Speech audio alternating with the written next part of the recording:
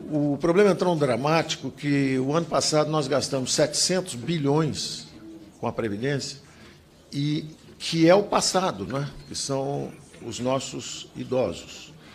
E nós gastamos 70 milhões com a educação, que é o nosso futuro. Então, nós gastamos 10 vezes mais com a Previdência do que com o futuro, que é a educação. Antes da população brasileira envelhecer, a Previdência, no formato atual, já está condenada.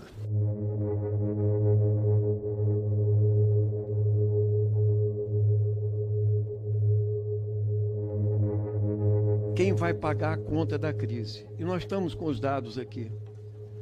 66% do regime geral e mais 17% do BPC e da aposentadoria rural. 83% do tal 1 trilhão será pago pelos pobres. É mentira, eu vou usar esse termo, de que haverá combate aos privilégios, porque vocês arregaram com os militares. Os militares vão arrecadar apenas 1 bilhão por ano. É isso que aconteceu.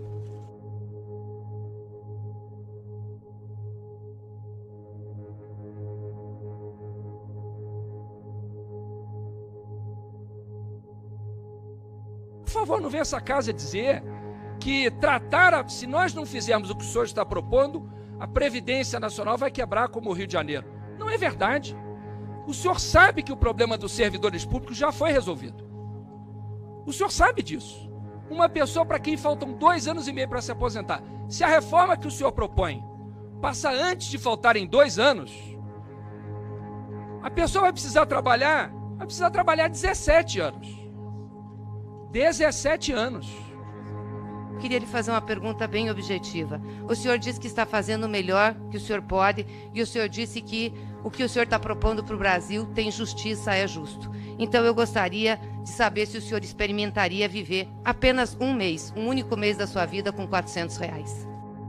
Quem se aposenta cedo é justamente gente com esse perfil.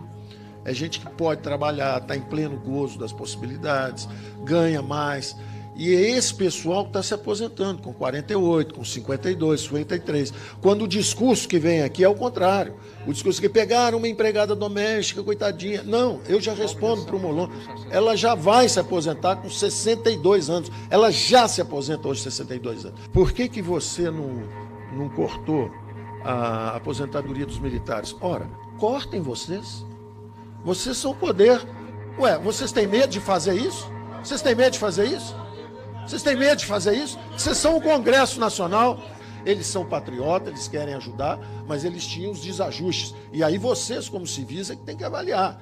Durante 10, 15 anos, vocês deixaram entrar alguém na Câmara, no Legislativo ou no Judiciário. No primeiro concurso público, ganha 18 mil, o general está com 20, o general está chateado.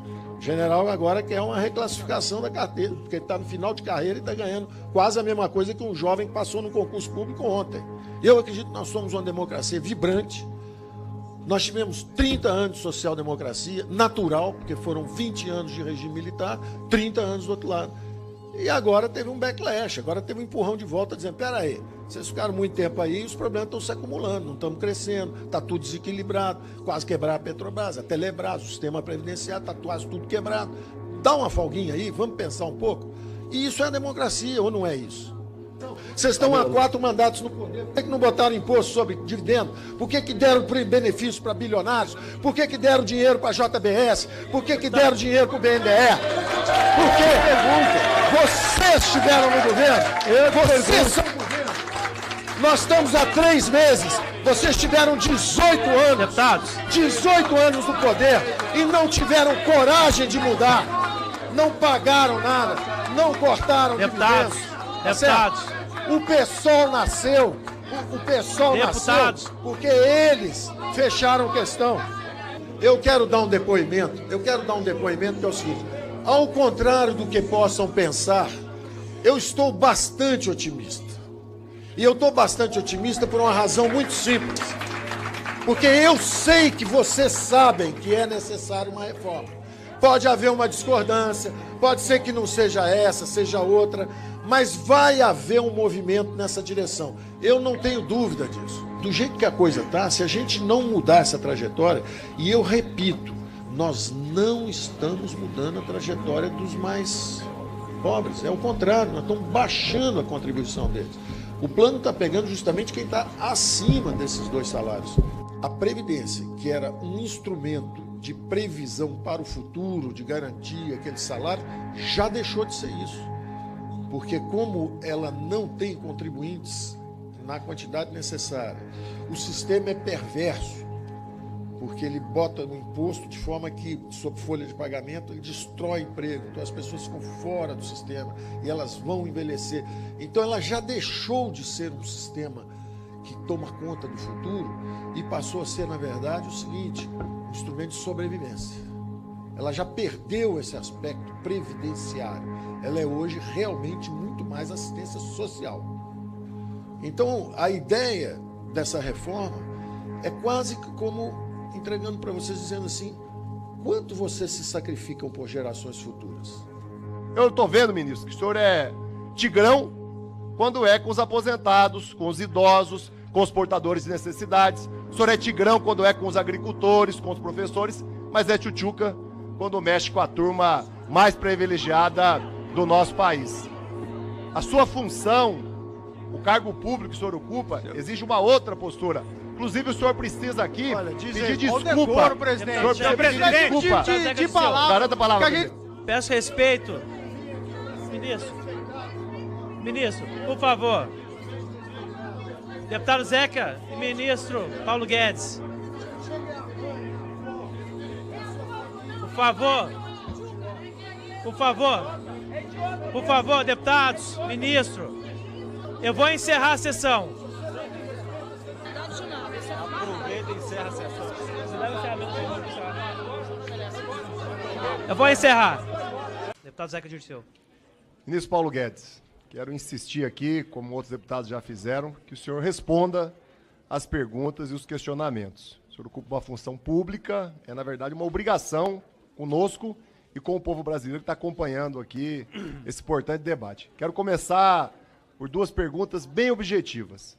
Por que o ministro, durante o processo eleitoral, os meses que antecederam a eleição, não apresentou e não debateu de forma pública essa reforma criminosa da Previdência que hoje está em debate aqui?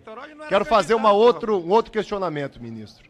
Ele não era candidato. Por que ou quais foram os estudos, as projeções e as análises que o senhor produziu, que o Ministério produziu, para que fosse colocado pelo governo como prioridade a reforma da Previdência e não, por exemplo, a reforma tributária?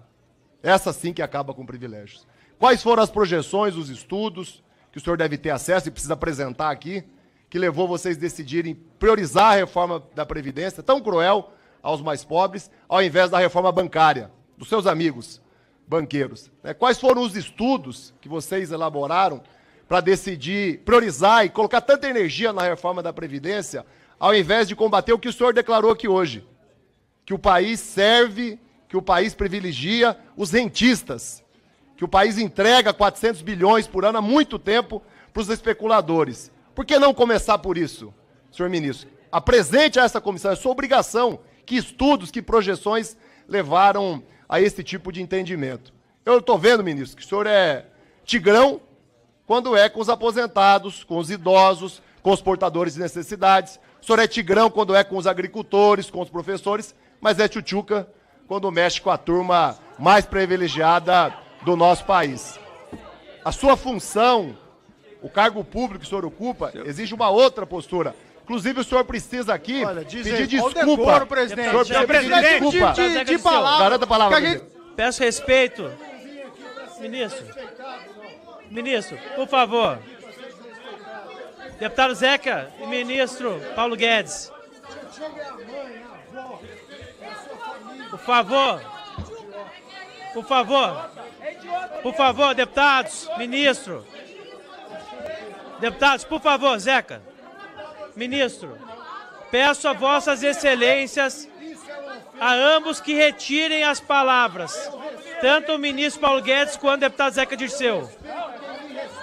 Deputados, eu vou encerrar a sessão. Aproveita e encerra a sessão. Eu vou encerrar. Vou propor o encerramento, nada mais haver a tratar, encerro os trabalhos e convoco para amanhã, quinta-feira, 4 de abril de 2019, às 9h30, reunião extraordinária da audiência pública para a continuação dos debates relativos à PEC 6 2019. Antes, informo que a lista de inscrição para debates